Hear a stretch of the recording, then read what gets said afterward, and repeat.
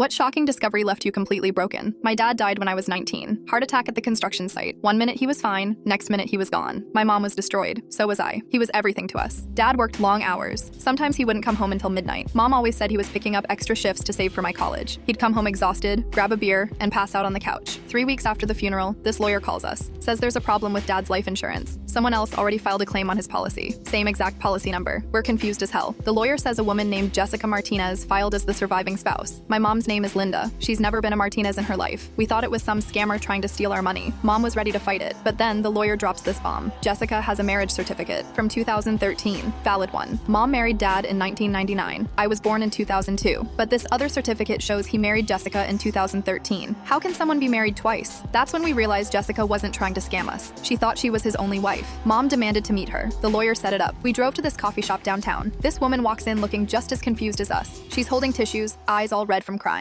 She sits down and the first thing she says is, "I don't understand what's happening. Tom never mentioned having another family." Tom, that's my dad's name. Jessica starts talking, says they met at a bar in 2012. He told her he was divorced, said his ex-wife took everything and he was starting fresh. They dated for a year before getting married. She pulls out wedding photos on her phone. There's my dad in a tux I've never seen, smiling bigger than I've ever seen him smile, standing next to this woman who isn't my mom. Then she shows us more pictures, birthday parties, Christmas mornings, and 2 kids who look exactly like me. A boy who's 9 and a girl who's 7, my half-siblings. Kids I never knew existed. Jessica tells us Dad worked nights, said he was a security guard at different buildings around the city. That's why he was never home evenings. But we knew he worked construction during the day. The puzzle pieces started clicking. Dad would leave our house at 6 a.m. for construction, get off at 3 p.m., then drive 45 minutes to Jessica's town and be their dad until late night, then drive back to us. For 6 years, he lived 2 complete lives, 2 families, 2 sets of kids who called him daddy, 2 wives who thought they were the only one. Jessica breaks down crying, says Dad just bought her son a bike for his birthday, promised to teach him to ride it this weekend. Now the kid keeps asking when Daddy's coming home. My mom's just sitting there in shock. 20 years of marriage and she never knew. All those late nights, all those work trips, all those times he said he was too tired to talk. We decided to meet the kids. They deserve to know they have a big sister. When I walked into Jessica's house, the boy ran up to me and said I looked like Daddy. The little girl showed me drawings she made for him. Their house was full of pictures of my dad. Different clothes, different smile, but same person. On their mantle was a Father's Day card that said, "World's Best Dad." Same exact card I made him when I was 8. The insurance money got split between both families.